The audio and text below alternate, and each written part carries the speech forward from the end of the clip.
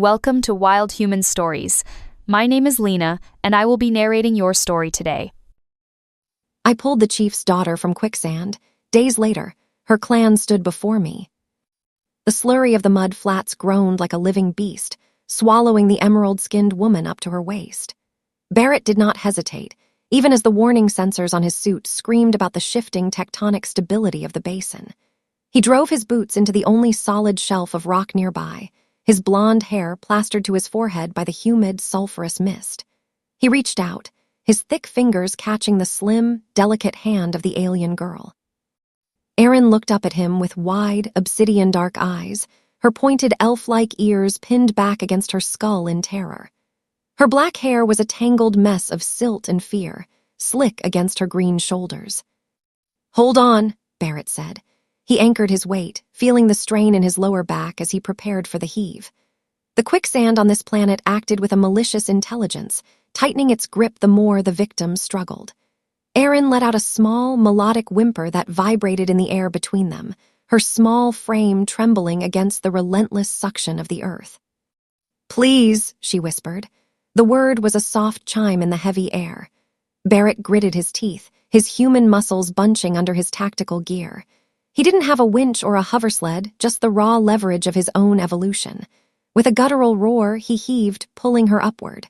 The suction fought him, the mud popping and hissing as it lost its hold. He felt her ribs slide against his chest as he hauled her onto the shelf, the sheer force of his pull sending them both tumbling back onto the hard stone. They lay there, heaving for breath, the human and the alien girl, tangled in a mess of limbs and wet earth. Barrett sat up, his hands still trembling from the exertion. He reached out to check her for injuries, his fingers brushing against the soft, cool velvet of her green skin. Aeryn didn't pull away. Instead, she leaned into his touch, her breath coming in short, jagged gasps. The contrast between his pale, calloused skin and her vibrant hue was striking in the dim light of the planet's thick atmosphere. He checked her ankles, his hands sliding over the sleek curves of her legs to ensure no bones were snapped by the pressure of the mire. "Are you hurt?" he asked. He kept his voice low, a soothing rumble that seemed to settle the frantic beating of her heart. Aeryn shook her head, her long black hair falling over her face. She reached out, her fingers tracing the line of his jaw, marveling at the rough stubble she found there. "You risked your life," she said. Her voice was steadying now, gaining a rich, resonant quality. She looked at him with a mixture of awe and something far more primal. In her culture, the quicksand was a death sentence, a trial that no one survived alone. For a stranger to dive into the path of the sinkhole for a girl he did not know was a concept that her people had never seen. "It is what we do," Barrett said. He stood up, offering her a hand. As she took it, the warmth of his palm seemed to send a jolt through her, a spark of heat that radiated up her arm. He pulled her close to stabilize her, her small, pointed ears twitching at the sound of his heavy, rhythmic heartbeat. For a moment, they stood locked together, the scent of the damp earth and her own sweet, floral musk filling his senses. He could feel the heat radiating from her body, a feverish intensity that spoke of her species' high metabolism. The silence of the flats was broken by the low, rhythmic thrum of approaching skiffs. Barrett reached for the pulse rifle strapped to his back, his instincts turning toward defense. Aeryn placed a hand on his forearm, her touch light but firm. "No," she said. The skiffs crested the nearby ridge, sleek vessels of bone and copper that hovered on cushions of compressed air. Dozens of warriors stood on the decks, their green skin painted with intricate white markings. At the lead was a tall, imposing figure with a mane of silver hair and eyes like polished flint. This was Zev, the chief of the most powerful clan on the southern continent. He leapt from the lead skiff before it had even fully settled, his heavy boots thudding onto the rock. "Father," Aeryn called out. She stepped forward, but her hand remained tucked into the crook of Barrett's elbow. Zev ignored his daughter at first, his gaze fixed entirely on the blonde human who stood like a stone pillar beside her. The warriors fanned out, their spears leveled, but they did not advance. There was a heavy, suffocating tension in the air, the kind that preceded a thunderstorm. "You are the human from the research outpost," Zev said. It was not a question. He walked in a slow circle around Barrett, his nostrils flaring as he caught the scent of human sweat and the lingering musk of the quicksand. Barrett did not move, his posture relaxed but ready, a display of confidence that made the surrounding warriors murmur in low, clicking tones. "I am," Barrett said. He didn't bow, he didn't lower his gaze.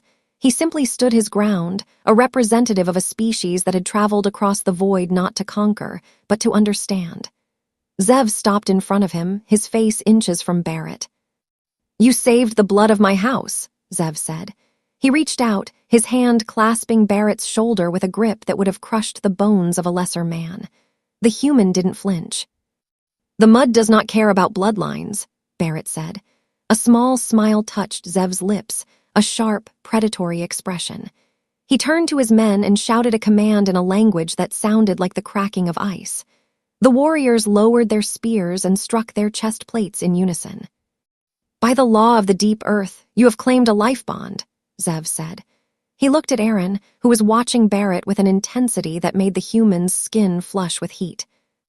"She belongs to your shadow now, and you to hers," the chief added. Barrett felt a surge of adrenaline.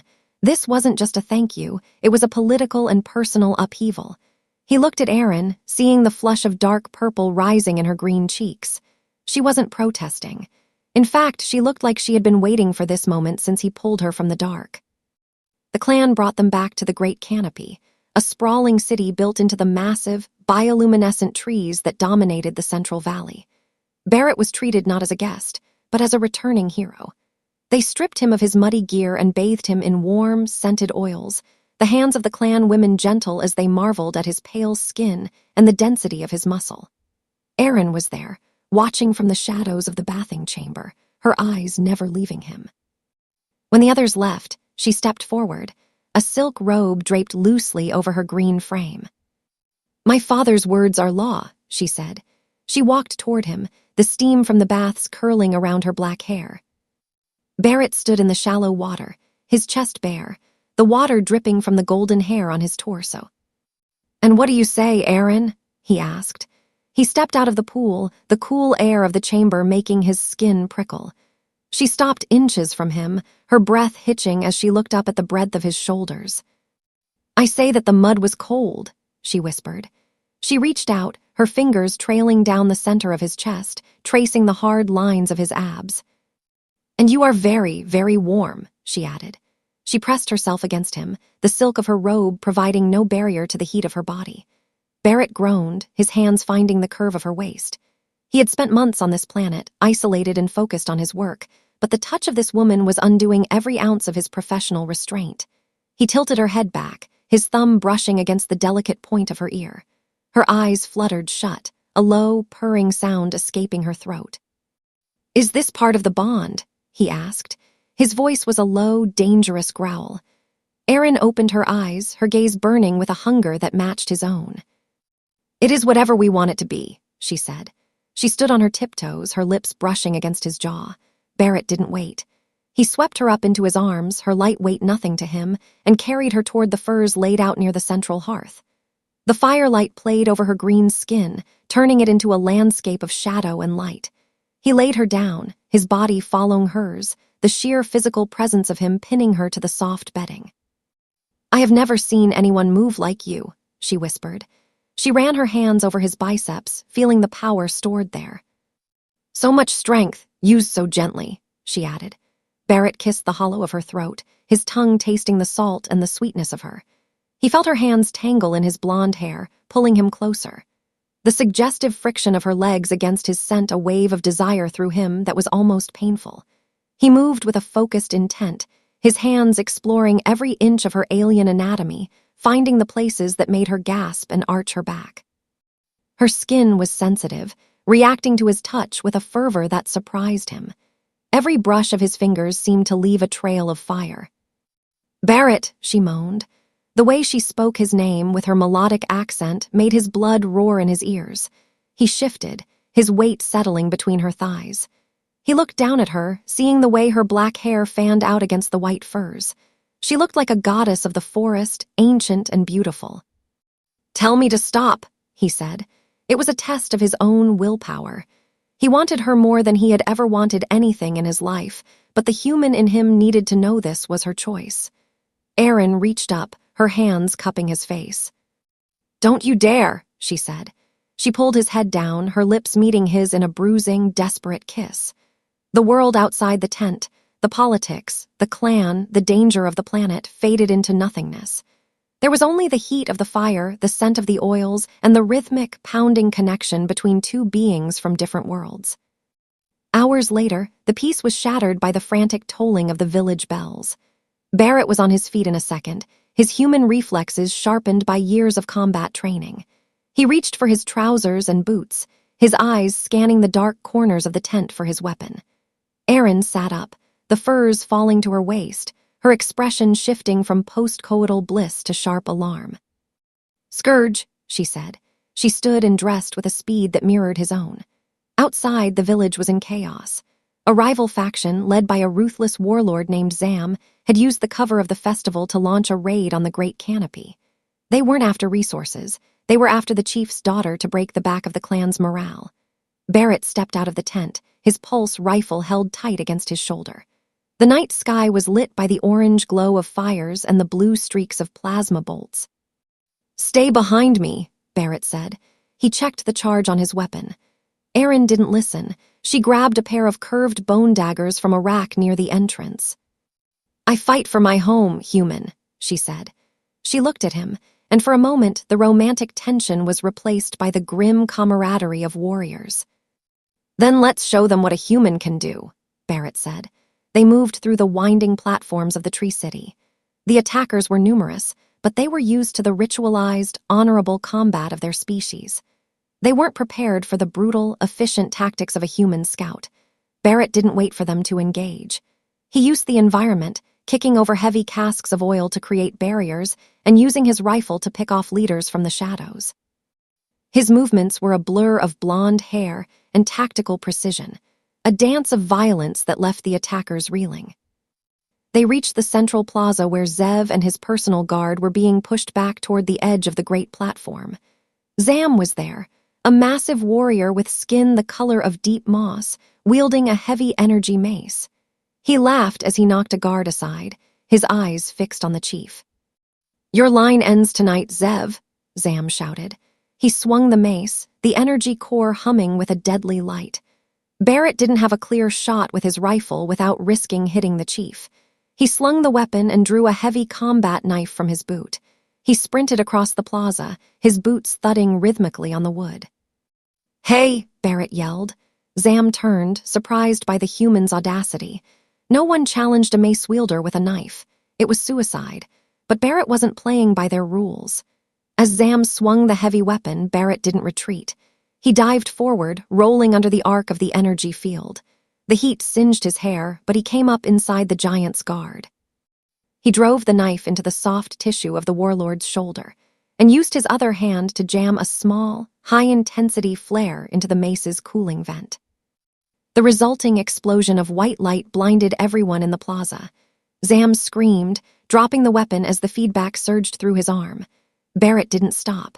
He delivered a crushing blow to the warlord's throat with his forearm, the pure physical force of the human strike collapsing the alien's windpipe.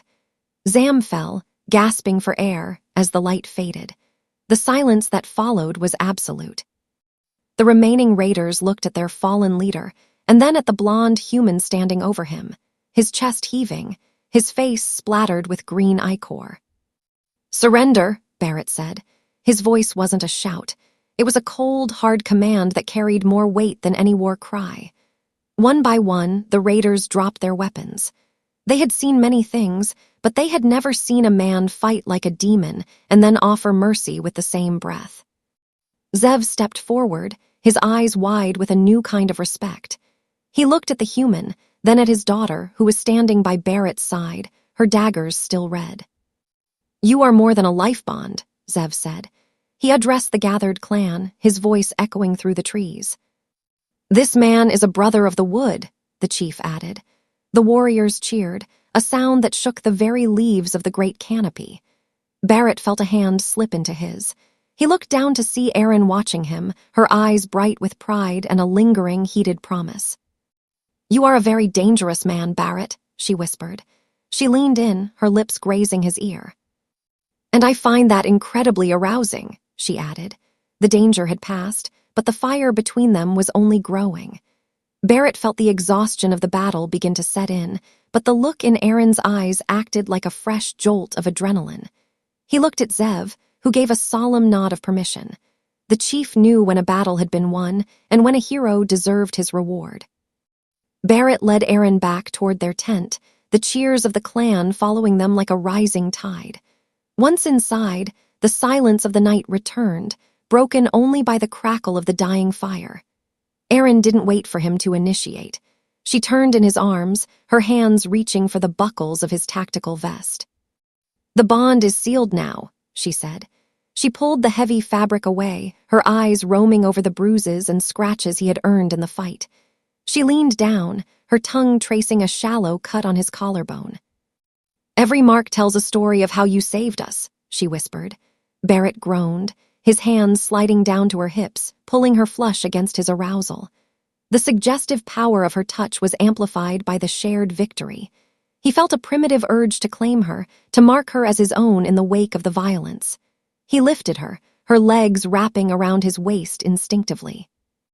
"I didn't do it for the clan," he said. He walked toward the furs, his gaze locked on hers. "I did it for you," he added.